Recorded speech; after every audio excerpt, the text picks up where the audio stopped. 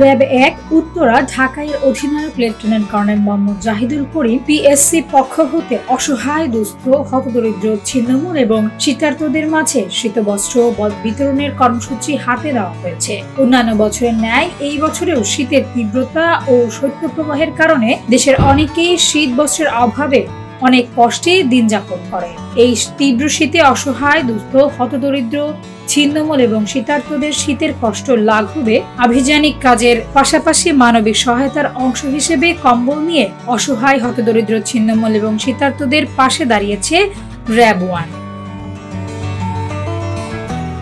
মানুষ মানুষের জন্য এই প্রতিপাদ্যকে সামনে রেখে র্যাব 1 উত্তরা ঢাকাইয়ের অধিনায়ক লেফটেন্যান্ট কর্নেল মোহাম্মদ জাহিদুল করিম পিএসসি এর নেতৃত্বে গভীর রাতে গাজীপুর নগরের জয়দেবপুর রেলওয়ে স্টেশন এবং কোনাবাড়ী থানাধীন কোনাবাড়ী ফ্লাইওভারের আশেপাশে বিভিন্ন এলাকায় ঘুরে ঘুরে অসহায় হতদরিদ্র ছিন্নমূল এবং শীতার্তদের মাঝে 200টিরও বেশি কম্বল বিতরণ করেছেন। ভবিষ্যতেও র্যাব 1 এই ধরনের মানবিক কার্যক্রম চলমান থাকবে বলে জানিয়েছেন। আভিযানিক কার্যক্রমের পাশাপাশি মানবিক সহায়তার মাধ্যমে সর্বস্তরের মানুষের পাশে দাঁড়ানোর ব্যাপারে র্যাব সদা প্রস্তুত বলে জানায় র্যাব 1।